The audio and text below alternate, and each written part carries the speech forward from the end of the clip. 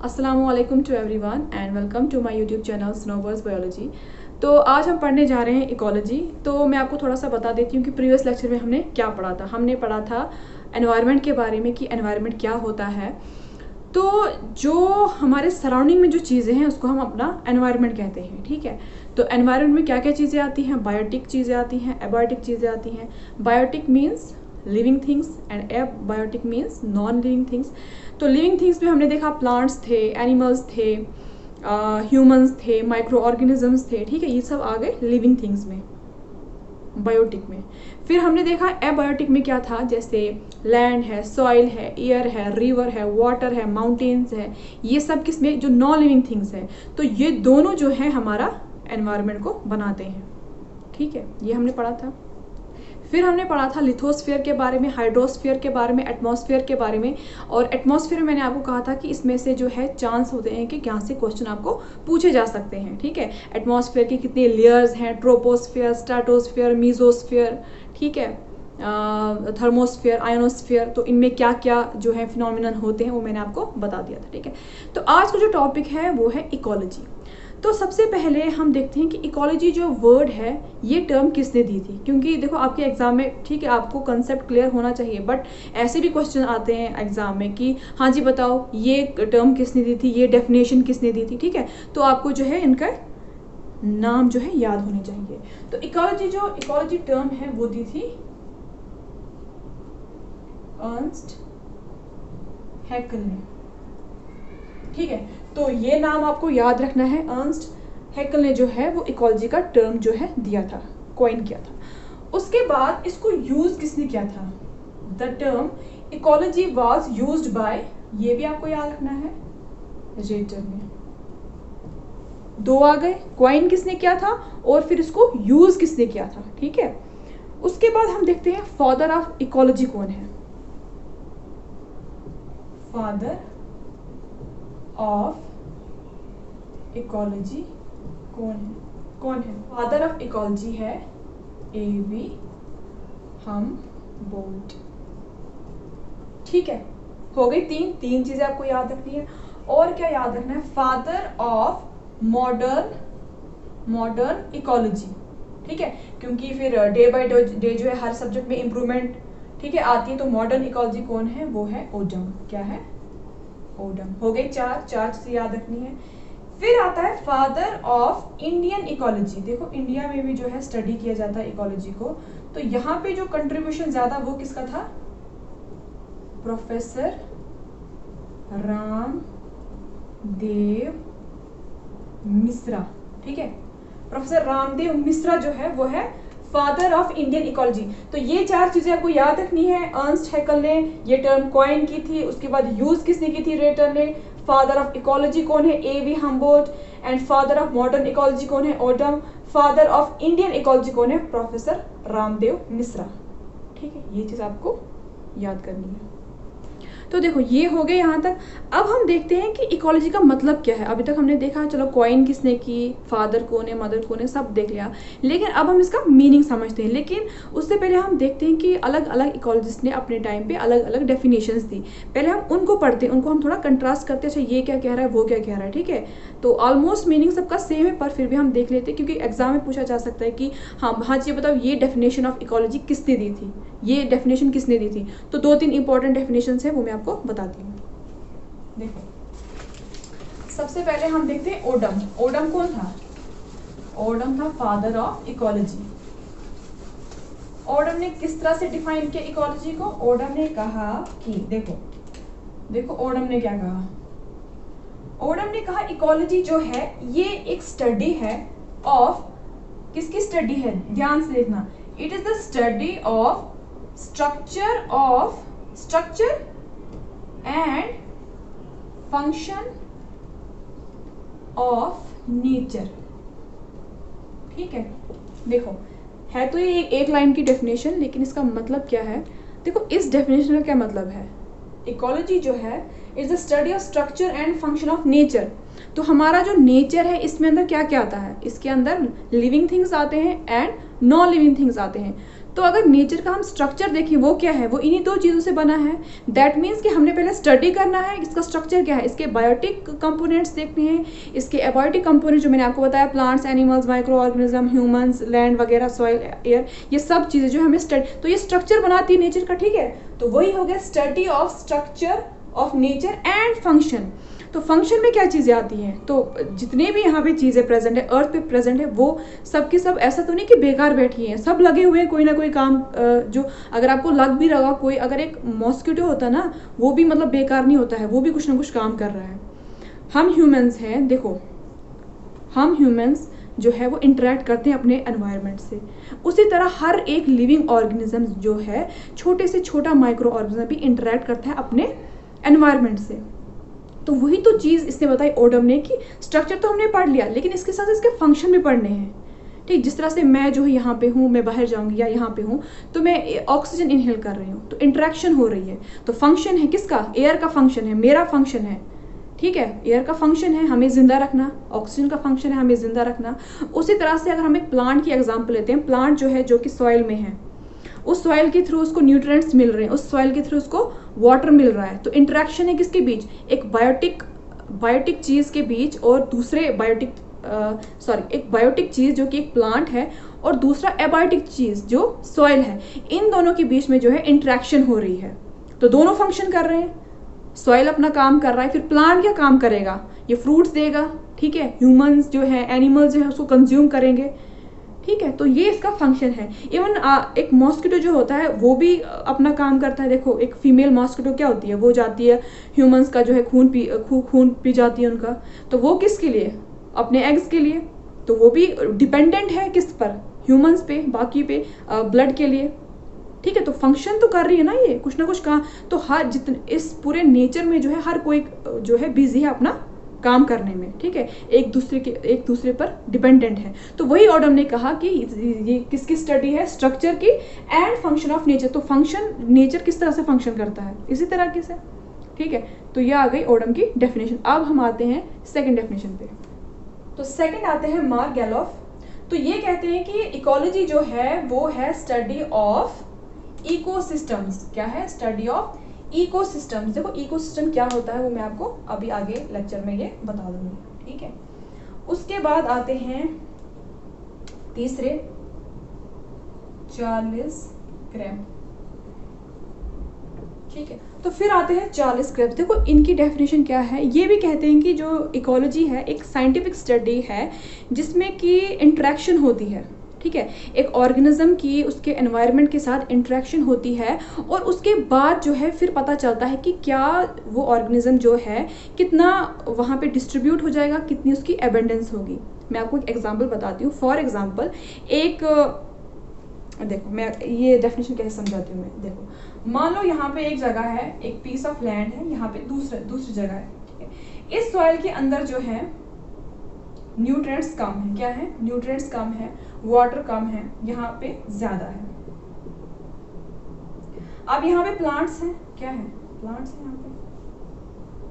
अब देखो इन दोनों में किसके चांसेस सबसे ज्यादा ग्रो करने के, हेल्दी प्लांट बनाने के, इसके, क्योंकि इसके अंदर न्यूट्रिएंट्स ज्यादा है, ठीक है। इसमें अब यही बता रहा है कि किस टाइप की इंटरेक्शन हो रही है। देखो यहाँ पे न्यूट्रिएंट्स को ज्यादा मिल रहे हैं, यहाँ पे अच्छा फर्टिलिटी ऑफ सॉइल बिल्कुल अच्छी है, तो यहाँ पे इसके पास ऐसे चांस मिल रहे हैं कि ये जो प्लांट है अच्छे से ग्रो कर रहा है, ठीक है, अच्छे से। लेकिन यहाँ पे ऐसा नहीं है, यहाँ पे उतनी नंबर ऑफ प्लांट ज्यादा ग्रो हो रहे हैं, ना ही उतने जो प्लांट्स है उतने टॉल, उतने हेल्दी हैं। तो वही चार्ल्स क्रैम्प का मतलब है कि जिस टाइप की इंटरेक्शन होती है, क्योंकि हर किसी ऑर्गेनिज्म की अपने एनवायरनमेंट के साथ सेम इंटरेक्शन नहीं होती है, इसकी अलग इंटरेक्शन है, इसकी अलग। मैंने एक एग्जांपल आपको दे दी, आप नेचर में खुद ही ऑब्जर्व चीज़ कर सकते हो कि हर जगह पे जो इंटरेक्शन है एनवायरनमेंट से वो डिफरेंट है, और उसकी वजह से जो उसको एडवांटेज मिलता है या डिसएडवांटेज मिलता है वो उस ऑर्गेनिज्म को मिलता है। उसी बेसिस पे डिसाइड होता है कि उसकी डिस्ट्रीब्यूशन कितनी होगी उस जगह पे और कितना अबंडेंट वो जो ये होगा, कोई भी ऑर्गेनिज्म वहाँ पे कितना होगा। तो इस एग्जाम्पल से मैं मतलब ये समझाना चाहती हूँ कि यहाँ पे जो है, यहाँ पे इतनी डिस्ट्रीब्यूशन नहीं है प्लांट्स की, ठीक है, और यहाँ पे डिस्ट्रीब्यूशन ज़्यादा है, एबंडेंस ज़्यादा है, ठीक है। ये आगे तीन चीज़ें, ओडम, मार्क गैलोफ एंड चार्ल्स क्रैम्प, ठीक है। यहाँ तक क्लियर हो गया। तो देखो अब हम नेक्स्ट क्या पढ़ते हैं इकोलॉजी में। इकोलॉजी में हम पढ़ेंगे levels of organization of ecology. ठीक है, इकोलॉजी को हम किस हिसाब से पढ़ेंगे, इकोलॉजी को हम कैसे पढ़ेंगे। देखो इकोलॉजी क्या डेफिनेशन है। इकोलॉजी की डेफिनेशन है कि एक ऑर्गेनिज्म जो है वो इंटरेक्ट कर रहा है बाकी अपने एनवायरनमेंट से, उसको हम स्टडी करेंगे। लेकिन हम ये किस लेवल पे स्टडी करेंगे, क्या ये हम अपने घर के बाहर जो हमारा जो आंगन है उस लेवल पे स्टडी करेंगे, या फिर अपने गांव के लेवल पे स्टडी करेंगे, या फिर अपने डिस्ट्रिक्ट लेवल पे, विलेज लेवल पे, कंट्री लेवल पे, किस लेवल पे पढ़ेंगे। ठीक है, एक प्लैनेट लेवल पे पढ़ेंगे पूरा प्लैनेट। तो क्या इकोलॉजी को हम किस लेवल पे स्टडी करेंगे, तो वही है कि लेवल ऑफ ऑर्गेनाइजेशन। जैसे आप जो है स्कूल जब जाते हो तो आप डायरेक्ट 12th में ही एडमिशन नहीं लेते हो, आप पहले केजी पढ़ते हो, फिर उसके बाद 1st, 2nd, 3rd, 4th, 5th। ठीक है, आहिस्ता आहिस्ता जो पहले आपको सिलेबस दिया जाता है काफ़ी कम सिलेबस होता है, फिर आहिस्ता आहिस्ता आपका जो सिलेबस है वो और बढ़ा दिया जाता है, और बढ़ा दिया जाता है। ठीक है, तो वैसे इकोलॉजी जो हम पढ़ते हैं पहले हम बिल्कुल छोटे लेवल पे पढ़ते हैं, एक छोटी जगह को हम कंसिडर करते हैं, वहाँ से हम स्टार्ट करते हैं, फिर आहिस्ता आहिस्ता हम और चीज़ें बढ़ाते हैं, और चीज़ें बढ़ाते हैं, जब तक हम पूरा अर्थ कवर कर लेते हैं। ठीक है, ये मैं आपको बताती हूँ ऐसे। देखो सबसे पहले हम देखते हैं, ये देखो जो पहली लेवल है वो है इंडिविजुअल लेवल, कि एक इंडिविजुअल किस तरह से, क्योंकि इकोलॉजी का क्या मतलब है, इकोलॉजी का मतलब है कि interaction with it is environment. अब ये इंडिविजुअल जो है ये किस तरह से, हम सिर्फ एक इंडिविजुअल की यहाँ बात कर रहे हैं, सिर्फ एक, वो कोई भी हो, वो इंसान हो, वो प्लांट हो, वो एक कैट हो, डॉग हो, टाइगर हो, लाइन हो, एक मॉस्किटो हो, एक अर्थवर्म हो, एक होना चाहिए इंडिविजुअल किसी भी स्पीशीज का। हम उसका स्टडी करेंगे। अच्छा, ये जो है एक मॉस्किटो जो है वो अपने एनवायरनमेंट के में किस तरह से इंटरेक्ट कर रहा है। ठीक है, वो हम स्टडी, तो वो हो गया इंडिविजुअल लेवल पे। ठीक है, हो गया, ये फर्स्ट लेवल आ गई है।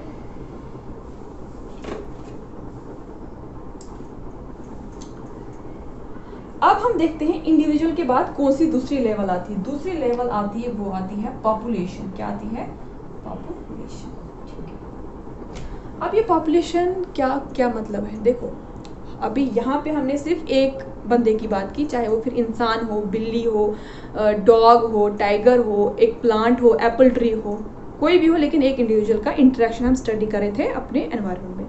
लेकिन जो इसका सेकंड लेवल है, मतलब अब हम पॉपुलेशन को स्टडी कर रहे हैं, तो पॉपुलेशन का क्या मतलब है? पॉपुलेशन का मतलब है जिसमें एक ही टाइप के स्पीशीज प्रेजेंट हो, एक ही टाइप की स्पीशीज, क्या बोल रही हूँ मैं, एक ही टाइप के स्पीशीज प्रेजेंट हो। फॉर एग्जाम्पल मैं कह रही हूँ एक ही टाइप की, जैसे एप्पल ट्री है, ये एप्पल की स्पीशीज है। ठीक है, ये हो गई कैट। ठीक है,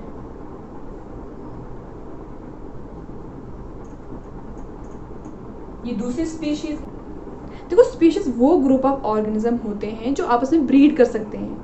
ठीक है, ब्रीडिंग कर सकते हैं। जैसे इंसान जो है वो इंसान के साथ ही शादी करेगा, उसके जो बच्चे होंगे वो भी इंसान होंगे, तो डॉग्स के डॉग्स ही होंगे। तो ये थोड़ी है कि डॉग्स जो है वो किसी और के साथ ब्रीडिंग करेगा, किसी टाइगर के साथ करेगा। ठीक है, अपनी जो स्पीशीज है उसी के साथ, तो वो उसी को स्पीशीज कहते हैं। जैसे कैट्स की अपनी स्पीशीज है, ये एप्पल ट्री अपनी स्पीशीज है, रैट की अपनी स्पीशीज है। ठीक है, तो इंडिविजुअल लेवल के बाद हम पढ़ते हैं पॉपुलेशन।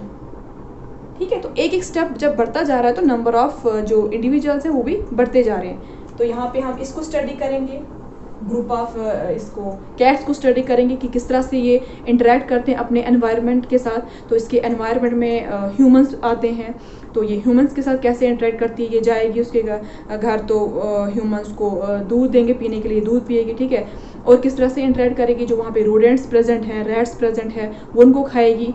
ठीक है, इस तरह से इंटरेक्शन है, क्योंकि इसके एनवायरनमेंट में क्या है, रैट्स प्रेजेंट है, ह्यूमंस प्रेजेंट है, एयर को इनहेल करेगी, ऑक्सीजन है। ठीक है, एबायोटिक बायोटिक दोनों के साथ ये इंटरेक्ट करेगी। तो यहाँ पे जो है यहाँ पे हम पॉपुलेशन लेवल पे जो है स्टडी करते हैं। हम ग्रुप ऑफ लेंगे, कौन से, हम सिर्फ कैट्स लेंगे, एक नहीं बहुत सारी कैट्स।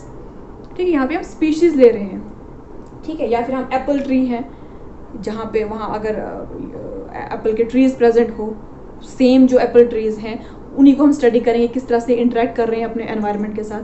ठीक है, तो पहले इंडिविजुअल लेवल पे हमने स्टडी करना है, फिर पॉपुलेशन लेवल पे, एंड फिर उसके बाद जो तीसरा लेवल है इसका, जिस लेवल पे हम स्टडी कर सकते हैं, वो है कम्युनिटी लेवल। तो कम्युनिटी में क्या आता है, कम्युनिटी में अलग अलग पॉपुलेशन जो है वो इकट्ठे रह के आपस में इंटरेक्ट करते हैं। जैसे यहाँ पे एक पॉपुलेशन है एप्पल ट्रीज की एक पॉपुलेशन है, ठीक है। यहाँ पे कैट्स की एक पॉपुलेशन है, ठीक है। ये सेम स्पीशीज है, देखो ये सेम स्पीशीज है, ये भी सेम स्पीशीज है। तो ये एक पॉपुलेशन हो गई, ये दूसरी पॉपुलेशन हो गई। और कौन रहता है, और ये इंसान हो गए, ठीक है।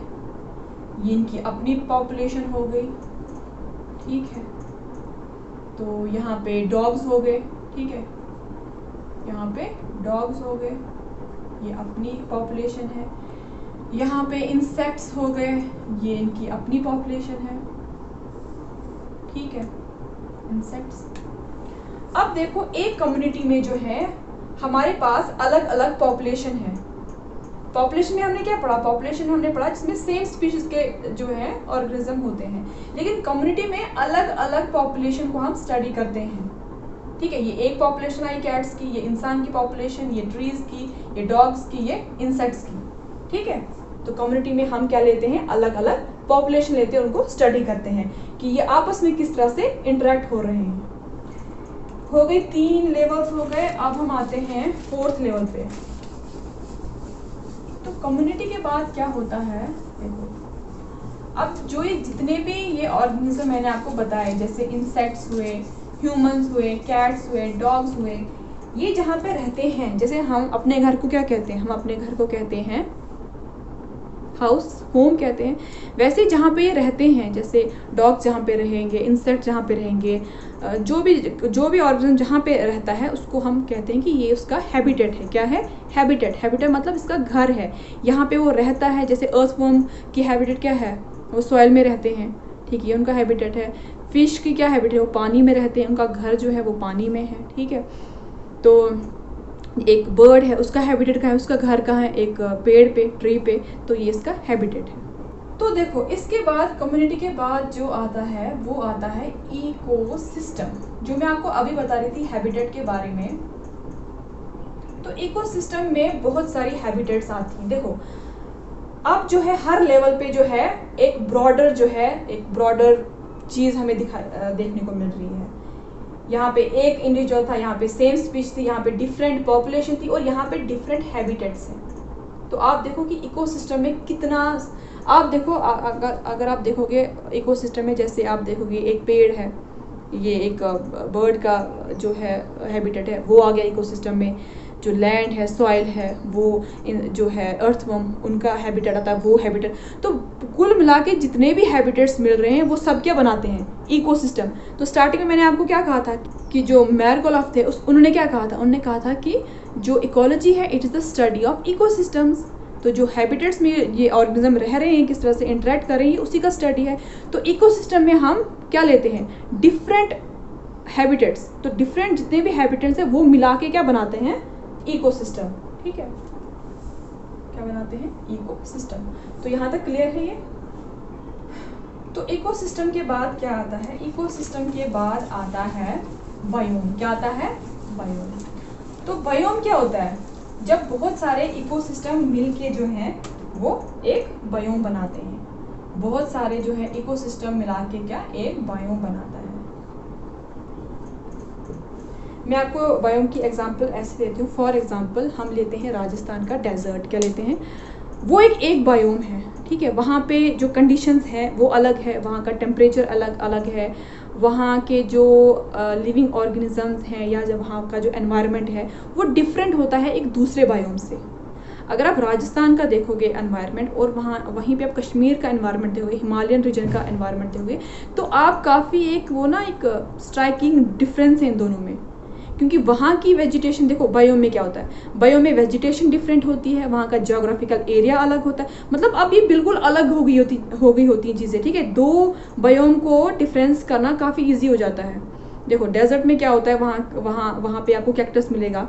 अब वही कैक्टस आप अगर किसी ठंडे रीजन में ले जाओगे तो वो ग्रो नहीं करेगा, क्योंकि वो अडेप्ट ही है उसी बायोम में, ठीक है। तो बायोम का क्या मतलब, अगर हम डेफिनेशन की तरफ जाए, बायोम एक लार्ज एरिया होता है, लार्ज टेरेस्टेरियल जो एरिया होता है, जिसमें जो फ्लोरा एंड फौना होता है, उनकी जो डिमांड होती है, उनकी जो नीड होती है वो सेम होती है। जैसे टेम्परेचर उनका, जैसे मैं राजस्थान डेजर्ट की बात कर रही हूँ या कोई भी डेजर्ट है, उसमें जो फ्लोरा एंड फौना है, वो जो टेम्परेचर जो है उनकी रिक्वायरमेंट है वो ऑलमोस्ट सेम होगी, ठीक है। वहाँ पे बारिश नहीं होती है, तो वहाँ के जो एनिमल्स हैं या फिर प्लांट्स हैं, उन्होंने उसी तरह से अपने आप को अडेप्ट किया होता है जिस तरह से वो वहाँ पे सर्वाइव कर पाए। तो कहने का मतलब है कि एक बायोम में जितना भी फ्लोरा एंड फौना है, fauna means animals, flora means plants, जितने भी प्लांट्स एंड एनिमल्स हैं उनकी जो रिक्वायरमेंट्स होती हैं वो ऑलमोस्ट सेम होती हैं। तो आप देखोगे कि अगर कश्मीर का आप लोगे, वहाँ के जो प्लांट्स ग्रो करते हैं, उन सबका जो उनकी सबकी जो रिक्वायरमेंट है होती है ऑलमोस्ट सेम होती है, तभी वो वहाँ पे ग्रो करते हैं। तो वहीं पे ग्रास लैंड है, वो भी एक अलग से बायोम है, तो वहाँ के एनिमल्स, वहाँ के प्लांट्स की रिक्वायरमेंट डिफरेंट है डेजर्ट वाले बायोम से, ठीक है। आपको समझ में आ रही है कि ये एक बड़ा जो है एरिया होता है, टेरेस्ट्रियल एरिया, जहाँ पे जो रिक्वायरमेंट्स होती हैं उनकी ऑलमोस्ट सेम होती है। डेजर्ट वाले एनिमल्स और प्लांट्स की सेम है, ग्रासलैंड वालों की उनकी ग्रासलैंड वाली वो रिक्वायरमेंट्स है। तो ये हो गया बायोम का कंसेप्ट। तो फिर लास्ट आ जाता है, ये लास्ट है बायोस्फीयर। तो बायोस्फीयर कैसे बनता है, जब बहुत सारे बायोम्स जो है आपस में मिलते हैं तो वो क्या बनाता है, एक बायोस्फीयर। क्या बनाता है, बायोस्फीयर। तो जैसे यहाँ पे ये हो गया हमारा लिथोस्फीयर, ठीक है, लैंड वाला पोर्शन, ये आ गया हाइड्रोस्फीयर, पानी वाला पोर्शन, एंड ये आ गया एटमॉस्फेयर, ठीक है। अब इसमें सारा ही इंक्लूड हो गया, अब इसमें क्या है, सब कुछ इंक्लूड हो गया, पानी भी हो गया, कोई चीज नहीं बची। एटमॉस्फेयर भी आ गया, क्योंकि ये एक ब्रॉडर टर्म है, बायोस्फीयर एक ब्रॉडर टर्म है जिसमें बहुत सारी चीज़ें जो है इंक्लूड हो रही हैं। तो इसमें जो पानी वाले ऑर्गेनिज्म है वो इंक्लूड हो रहे हैं, जो हवा वाली जितने भी एनवायरनमेंट में चीज़ें, हवा जो भी है, नाइट्रोजन, ऑक्सीजन जितना भी है एटमॉस्फेयर में आ रहा है। लिथोस्फीयर, लैंड की जितनी भी चीज़ें हैं हमारे एनवायरनमेंट में वो इंक्लूड हो रही हैं। लेकिन देखो जो मैं डायग्राम बता रही हूँ, इसमें जो ये वाला पोर्शन है,